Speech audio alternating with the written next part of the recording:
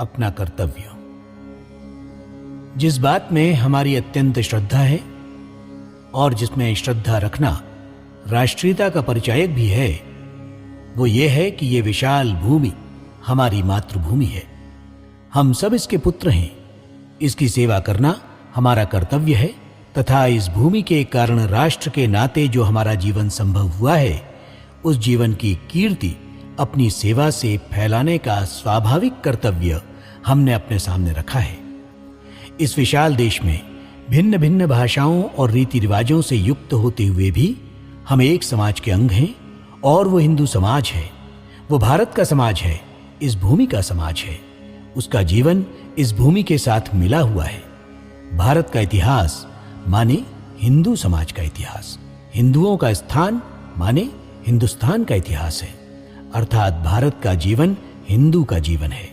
भारतीय राष्ट्र हिंदू राष्ट्र के नाते जीवन व्यतीत करने की बात हमने स्पष्ट रूप से निर्भयतापूर्वक, बिना किसी हिचकिचाहट के, दूसरों की टीका समीक्षा का भय पाले बिना पूर्ण विश्वास के साथ रखी तथा सत्य की संसार से भी मान्यता प्राप्त करा लेने के लिए हमने आग्रहपूर्वक इसका प्रतिपादन किया, और उसे सिद्ध करने तथा प्रकट करने के लिए ही राष्ट्रीय स्वयंसेवक संघ का निर्माण हुआ। अपने कार्य के संस्थापक ने प्राचीन काल से चले आने वाले राष्ट्र जीवन का साक्षात्कार किया था। इसीलिए उन्होंने इस हिंदू राष्ट्र को जगाने का प्रमुख कार्य अपने सम्मुख रखा। आज हम विचार करें कि जिस विचार का हमने सन 1925 में आग्रहपूर्वक प्रतिपादन किया, उसकी आज जरूरत है या नहीं। पहले इस कल्पना को लोगों ने सांप्रदायिक कहा तथा संघ कार्य के विरुद्ध अपप्रचार किया। कई लोग इसे पागलपन कहते थे। सन 1932 में जब संघ पर राज्य सत्ता की वक्र दृष्टि पड़ी, तब मध्य प्रांतीय धारा सभा में चर्चा हुई और वाद विवाद हुआ। वहां एक सज्जन जो आज नागपुर में रह रहे हैं, उन्होंने संघ का समर्थन करते हुए कहा कि मैं डॉक्टर हेडगेवार को भली भांति जानता हूं।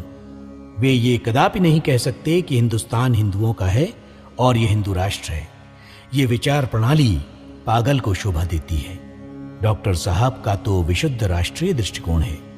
ये उन्होंने संघ के समर्थन में कहा था, परंतु वस्तुस्थिति तो ये है कि यह गलत कहा। प्रारंभ से ही हिंदू राष्ट्र शब्द अपने साथ रहा है।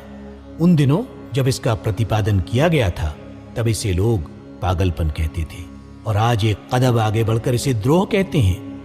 हम जिस परिमाण में वातावरण में परिवर्तन कर अपनी कल्पना का सर्वसामान्य जनता के अंतःकरण में प्रभुत्व देखना चाहते थे, वो नहीं हुआ।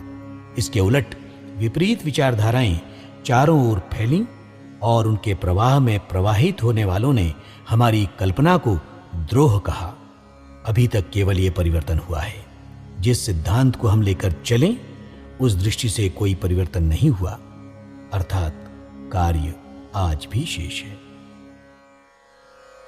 एक संस्कृति एक धर्म है, एक हमारा नारा, एक भारती की संतति, हम भारत एक हमारा।